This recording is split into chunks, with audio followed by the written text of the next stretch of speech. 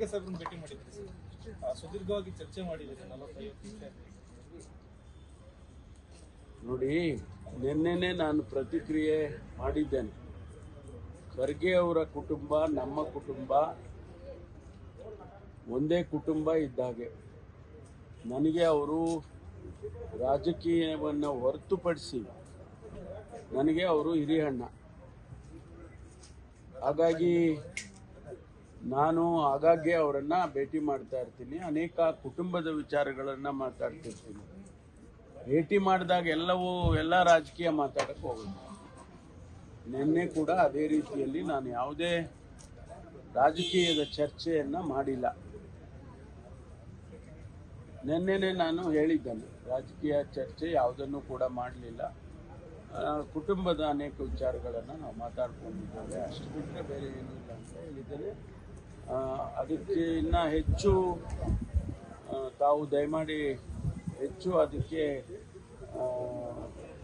ವಿಶ್ಲೇಷಣೆಗಳನ್ನು ಮಾಡುವ ಅಗತ್ಯ ಇಲ್ಲ. ಅಲ್ಲ ಸರ್, ಈ ದಲಿತ ಶಾಸಕರು ಸಚಿವರು ಸಭೆ ಕರೆದಿದ್ದಾರಲ್ಲ, ಅದರ ಬಗ್ಗೆ ಗಮನ ಯಾವುದನ್ನು ಮಾತಾಡಲಿ, ಒಂದೇ ಒಂದು ಶಬ್ದ ರಾಜಕೀಯ ಮಾತಾಡಲಿ.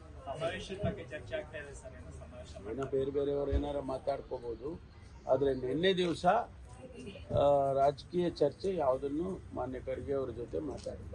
ತಾವು ದೆಹಲಿಗೆ ಹೋಗೋ ಚಿಂತನೆಯಲ್ಲಿದ್ರಿ, ಆದರೆ ಅದನ್ನ ಹೋಗಿಲ್ಲ. 17ನೇ ತಾರೀಕು ಹೋಗ್ತೀನಿ. ಅದಕ್ಕೇನು ದೆಹಲಿಗೆ ಹೋಗೋಕ್ಕೇನು ಏನು ತೊಂದರೆ ಇದೆ? ಹೋಗೋಕ್ಕೆ ನನಗೆ ನಮ್ಮ ನಾಯಕರುಗಳು ಭೇಟಿ ಮಾಡಬೇಕು, ಭೇಟಿ ಮಾಡಿ ಬರ್ತೀನಿ. ಅದೇನು ಅದಕ್ಕೆ ಏನೇನೋ ಕಲ್ಪನೆ ಮಾಡ್ಕೊಳ್ಳೋ ಅಗತ್ಯ ಇಲ್ಲ. ಹೈಕಮಾಂಡ್ ನಾಯಕರು ರಾಜ್ಯದಲ್ಲೇ ಇದ್ರಲ್ಲ ಸರ್, ಅದಕ್ಕೆ ಯಾರು? ಖರ್ಗೆ ಅವರು. ಇಲ್ಲ ರೀ, ನಾನು ಹೇಳ್ತಾ ಇದ್ದೀನಲ್ಲ, ಮುಚ್ಚುಮರೆ ಏನಿದೆ ಅದರಲ್ಲಿ? ನಾನು ರಾಜಕೀಯ ಚರ್ಚೆ ಮಾಡಿದ್ದೀನಿ ಅಂದರೆ ಮಾಡಿದ್ದೀನಿ ಅಂತೀನಪ್ಪ. ಏನು ಮಾಡಿದ್ದೀನಿ ಅಂತ ನಿಮ್ಗೆ ಹೇಳ್ತೀನಾ? ಮಾಡಿಲ್ಲ ಮಾಡಿದ್ದೀನಿ ಅಂದರೆ ಮಾಡಿದ್ದೀನಿ ಅಂತೀನಿ. ಒಂದು ವೇಳೆ ನಾನು ಮಾಡಿದ್ದೇನೆ ಅಂತ ಇಟ್ಕೊಳ್ಳಿ, ಆಯ್ತಾ? ನಾನು ನಿಮ್ಮ ಹತ್ರ ಯಾಕೆ ಹೇಳಕ್ ಹೋಗ್ತೀನಿ? ಅದರಿಂದ ನಾನು ಚರ್ಚೆ ಮಾಡಿಲ್ಲ. ಮಾಡುವಾಗ ಹೇಳ್ತೀನಿ, ರಾಜಕೀಯ ಚರ್ಚೆ ಮಾಡಿದ್ವಪ್ಪ ಅಂತೀನಿ. ಏನು ಮಾಡಿದ್ದೀನಿ ಅಂತಲೂ ನಿಮ್ಗೆ ಹೇಳೋದಿಲ್ಲ. ಈಗ ಸರ್, ಅತಿ ಹೆಚ್ಚು ತೆರಿಗೆ